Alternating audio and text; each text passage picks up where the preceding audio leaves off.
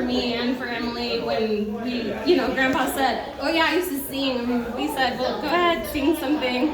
And then he sang both of those, and especially the last one just was really funny. And he did such a good job. It was all on time, and yeah, so I don't know if I'm really ready to just say everything that Grandpa meant to me, but thanks for listening to the songs, and that was something I really wanted to do, so thank you. Yeah. So anybody else who wants to come up here and share a story or a thought or even another song, please come up and say something. I think you should just serenade us all night. Well, until somebody picks up. Yay, good. Valerie. Okay, everybody. See, Valerie rescued you. I just think that I don't have any bad memories of Grandpa.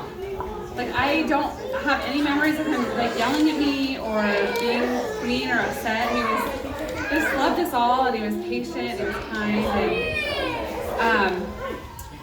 and I think the thing I love the most about him is how much he loved my kids. Anytime we put a face in, he made sure he had a freezer full of Otter Pops and popsicles, and they loved walking up to his cabin and visiting him. I mean, I think Devin probably had like 15 popsicles a day when we would visit him. So I have lots of memories, but I think those ones are the ones that I like the most. So anyone else?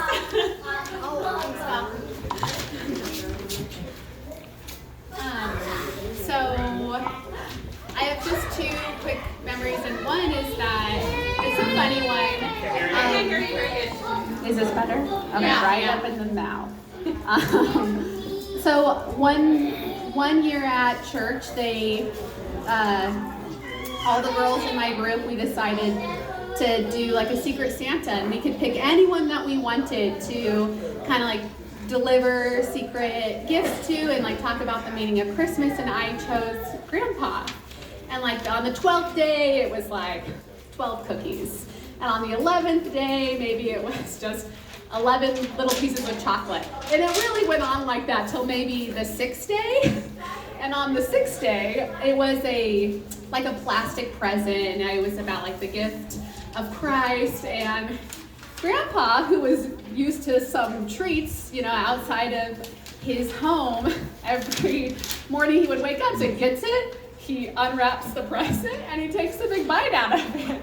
But it was made out of styrofoam, and he just spread it out, and he told us later, and it just was so funny to me, and it was just such a silly story that just means so much to me. But I think what Grandpa really did for me is that every time I saw him, I felt like he was so excited to see me. And, my dad mentioned like that he doted on us, and I just feel like every time I saw him, he had this gleam in his eye, and he told me how beautiful I was and that I deserved to be with somebody who complimented me. And, I think like a lot of us here, I've been up and down with my self-esteem, but I never felt like for 1 second that my value to my grandpa was based on my looks or anything, no matter what I was doing, or I made mistakes, but I never felt like anything but pure love from him. And I think that it just meant, and it still means so much to me. He just gave off this vibe of acceptance and love for me. And I'm really grateful for him, and I'm really grateful for the people that shaped him, and that the people in my life were shaped by him. And that's it. That's what I wanted to share. Thanks, Jennifer. Thank you, Jennifer. I completely second that. Okay, this is hard because I had like an anxiety attack when I got here. I've never really lost anything. But I can agree with Jennifer. Just our grandpa, no matter how we felt about ourselves, getting bullied or whatever, he just always made me feel beautiful. If I was in trouble at home, I would drive up the hill and hang out with G-Pop. He met me the first And time he'd I still met hook it him. up with like oyster crackers, whatever. But one funny story. I mean, there's a lot because I was there a lot. We were all there a lot.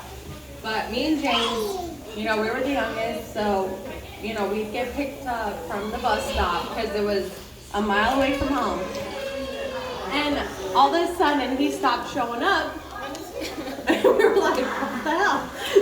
So he told somebody that we started getting chubby. So he stopped picking us up from the bus stop. We were like, whatever, dude. We found out later. But it was so nice to see him waiting for us. Like, he was always there for us. I think all of us grandkids can relate to it. And he was like my best friend growing up. So who wants to speak about him next? Do you want to go, Cassidy? Cassidy And wants. don't feel shy. Emily. Cassidy. You want to speak about